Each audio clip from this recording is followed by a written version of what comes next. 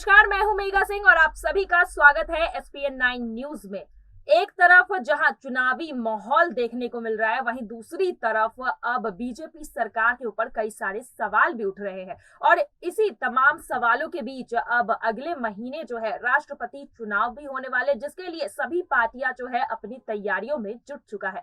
यहाँ अगर बात करें ममता बनर्जी की, तो विपक्ष की तरफ से ममता बनर्जी ने अपनी कमान संभाल रखी है और यहाँ पर तमाम विपक्षी दलों को इकट्ठा करने में और एकजुट कर बीजेपी के खिलाफ खड़े करने में ममता बनर्जी लग चुकी है। आपको बता दें कि कल ममता बनर्जी फिर से एक बार जो है मीटिंग करने वाली है और इस मीटिंग में राष्ट्रपति चुनाव के लिए उम्मीदवार कौन होंगे, इस नाम पर भी मोहर लगने वाला है विपक्ष की तरफ से। वहीं अगर बीजेपी पार्टी की बात करूं तो वहां से भी कई सारे नाम जो है निकलकर सामने आ रहे हैं, लेकिन अभी भी बीजेपी पार्टी की तरफ से कौन उम्मीदवार होंगे इस पर भी मोहर नहीं लगा है। लेकिन इसी बीच विपक्ष की मुश्किलें जो है वो बढ़ने वाली है, क्योंकि विपक्ष 3 उम्मीदवारों को लेकर आगे बढ़ रहा था, जहां पर पहले ही 2 उम्मीदवारों ने अपना नाम वापस ले लिया है, जिसके बाद अब विपक्ष काफी सोच में पड़ चुका है। चलिए इन सभी मुद्दों पर आज हम बातचीत करेंगे और हमारे साथ जुड़ चुकी है हमारी सहयोगी साक्षी। साक्षी, आपका स्वागत है। जी धन्यवाद। साक्षी, यहाँ पर देखने को मिल रहा है कि ममता बनर्जी जिस तरह से तैयारी कर रही है चुनाव को लेकर, राष्ट्रपति चुनाव के लिए विपक्ष का कमान जो है वो ममता बनर्जी के हाथों में है। एक तरफ जहां विपक्ष के अंदर फूट दिख रही है, कांग्रेस पार्टी हो जाए, आम आदमी पार्टी हो जाए, आपस में उनकी बनती हुई दिखाई नहीं दे रही, लेकिन फिर भी 22 विपक्षी दलों को मिलाकर जो है ममता बनर्जी इस बार बीजेपी के खिलाफ खड़ी होने की कोशिश कर रही है। तो क्या इस राष्ट्रपति चुनाव में ममता बनर्जी का जो प्लान है, क्या वो काम कर सकता है? यहाँ पर क्या ममता बनर्जी जो है इस बार बीजेपी को टक्कर दे सकती है, जिस तरह से विधानसभा चुनाव में बंगाल में दिया था? बिल्कुल, देखिए सबसे पहले तो मैं ये बताना चाहूंगी, क्योंकि अगर ममता बनर्जी को ये चीज जरूरत पड़ी कि इतनी विपक्ष दल को इकट्ठा करना पड़ा, उसके बाद उनकी बैठक करेंगी, तो कहीं ना कहीं वो ये चीज तो समझ चुकी है कि अकेले तो सामना बीजेपी का नहीं कर पाएंगी। इतनी स्ट्रॉन्ग पार्टी बीजेपी देश में बन चुकी है, अपना परचम जिस तरह से बीजेपी लहराती है या रणनीति खेलती है, तो कहीं ना कहीं ममता बनर्जी ने नई स्ट्रेटेजी यूज करनी शुरू की है, एक नई रणनीति बनाने की खोज की है कि मैं किस तरह से और विपक्षी दल के साथ एक बैठक कर सकती हूँ और फिर एक तरफ खाली बीजेपी रह जाएगी और एक तरफ हम होंगे। तो यहाँ पर जिस स्ट्रेटेजी से वो काम कर रही हैं, यही स्ट्रेटेजी उन्होंने अपने बंगाल में दिखाई थी और आज देखिए किस तरह से वहां पर उन्होंने उन्हें हराया। एक बड़ी हार उन्हें मिली थी बीजेपी को वहां पर ममता बनर्जी से, और यहाँ पर भी जिस तरह की रणनीति बनाने की कोशिश कर रही है, हो सकता है कि यहाँ पर ममता बनर्जी खेल जाए।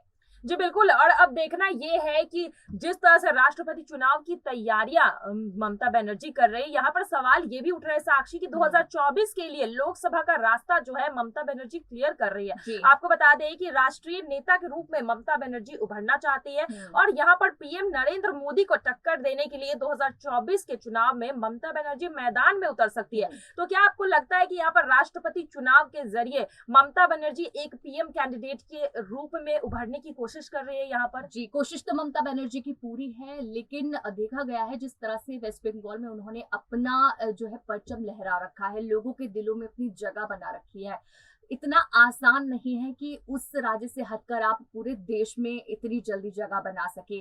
सिर्फ एक राज्य में ही अभी आपने जो है लोगों के दिलों में जगह बनाई है, तो इतना आसान नहीं है। हालांकि खड़ी वो हो सकती है वहां पर चुनावों में, जो है इतनी आगे जा सकती है, एक अच्छी कैंडिडेट साबित हो सकती है, लेकिन उसके लिए पहले आपको अलग अलग राज्यों के पूरे देश के लोगों के दिलों में जगह बनानी होगी। लेकिन ममता बनर्जी की मैं बात करूं तो काफी चीजों में वो आगे हैं, लेकिन कई ऐसी चीजें हैं जहां पर लोग उनके षड्यंत्र को जानते हैं, जो वो खेलने की कोशिश करती हैं। बीच में कई ऐसी चीजें हुई थी जो जब उन्हें पता था कि बीजेपी पूरी कोशिश कर रही है बंगाल में आने की, तो वहां पर उन्होंने क्या क्या स्ट्रेटेजियों का इस्तेमाल किया था हर कोई जानता है।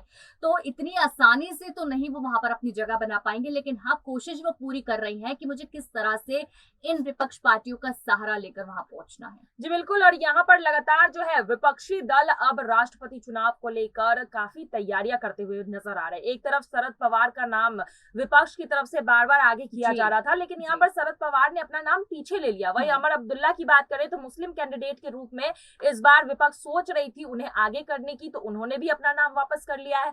और अब महात्मा गांधी के परपोते का नाम जो है वो सामने आ रहा रहा है, यानी कि यहाँ पर गोपाल कृष्ण गांधी का नाम सामने आ रहा है। तो विपक्ष यहाँ पर देखा जा रहा है कि 3 कैंडिडेट का नाम लेती है, लेकिन 2 तो पहले ही इसमें हट चुके हैं रेस से और बस एक पर अब भरोसा है। तो क्या यहाँ पर ममता बनर्जी की जो स्ट्रैटेजी थी यहाँ पर 3 कैंडिडेट को लेकर, क्या वो विफल होते हुए नजर आ रही है? और यहाँ पर जिस तरह से एक तरह से कह ले तो कैंडिडेट की कमी हो रही है, उम्मीदवारों की कमी है विपक्ष के पास, तो ऐसे में किस तरह से बीजेपी को टक्कर दे पाएंगे? क्योंकि बीजेपी के पास नामों की कमी नहीं है। अगर मैं नकवी की बात करूं तो यहाँ पर बीजेपी की तरफ से अब्बास नकवी की नाम बार बार सामने आ रही है। इस बार बीजेपी ऐसा कहा जा रहा है कि राष्ट्रपति के लिए मुस्लिम चेहरे को उतार सकती है। तो बीजेपी की इस स्ट्रैटेजी को किस तरह से यहाँ पर ममता बनर्जी जो है यहाँ पर एक तरह से कह ले तो टक्कर देते हुए नजर आएंगी? देखिए, जहां पर ममता बनर्जी सोच रही हैं, जहां पर विपक्ष दल को इकट्ठा करके यहाँ पर रणनीति बनाने की कोशिश कर रही हैं, और वहां आपको ये लग रहा है कि बीजेपी शांत बैठा है, तो ऐसा बिल्कुल नहीं है। बीजेपी उनसे ज्यादा आगे प्लानिंग करने की कोशिश कर रही है,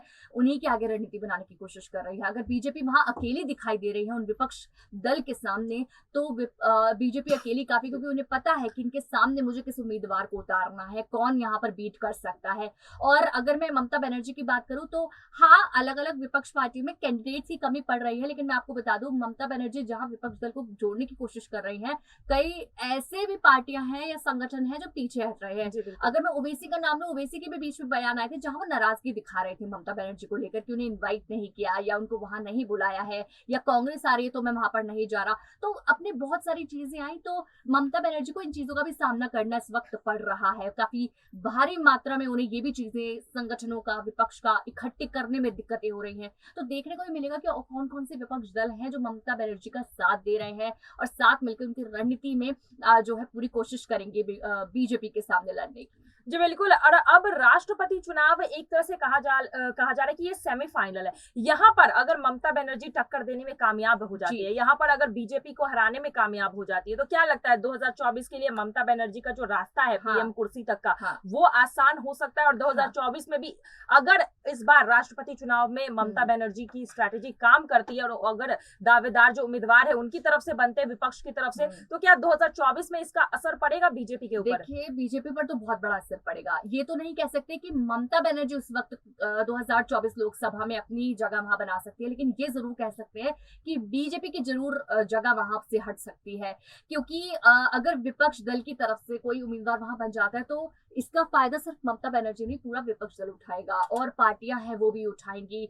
हो सकता है कि और जो पार्टियां वहां पर मौजूद हो, क्योंकि उनको भी तो कंपटीशन है, बीजेपी उन्हें भी 2024 में अपना परचम वहां लहराना है।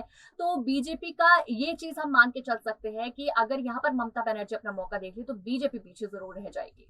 जी बिल्कुल। और अब देखना यह है कि राष्ट्रपति चुनाव में किसका पलड़ा भारी रहता है। ममता बनर्जी जिस तरह से विपक्षों को एकजुट लाने में जिस तरह से तैयारियां कर रही हैं, यहाँ पर बीजेपी के खिलाफ मोर्चा खोलने के लिए एक मजबूत विपक्ष के रूप में सभी पार्टियों को एक साथ करने में जुटी हुई है ममता बनर्जी, और पार्टी के कमान खुद ममता बनर्जी ने संभाल रखी है। तो क्या आने वाले समय में क्या 2024 का रास्ता जो है ममता बनर्जी क्लियर कर रही है, और क्या प्रधानमंत्री नरेंद्र मोदी को टक्कर देकर पीएम कुर्सी के लिए दावेदारी पेश कर सकती है ममता बनर्जी? ये एक बड़ा सवाल खड़ा होता है। फिलहाल देखना यह है कि कल जिस तरह से मीटिंग होने वाली है विपक्षी दलों की, अब जो है विपक्ष की तरफ से कौन से उम्मीदवार पर मोहर लगता है और राष्ट्रपति चुनाव के लिए विपक्ष जो है किस उम्मीदवार पर अपना भरोसा जताती है। और यहाँ पर राष्ट्रपति चुनाव जिस तरह से सेमीफाइनल माना जा रहा है, उसके बाद क्या ममता बनर्जी इसी तरह से बीजेपी के खिलाफ मोर्चा खोलते हुए 2024 में बीजेपी को टक्कर दे सकती है? आपकी इस पर क्या राय है, जरूर हमें कमेंट बॉक्स में लिखकर बताइएगा। फिलहाल आज के लिए बस इतना ही। आगे की खबरों के लिए देखते रहिए SPN9 न्यूज। धन्यवाद।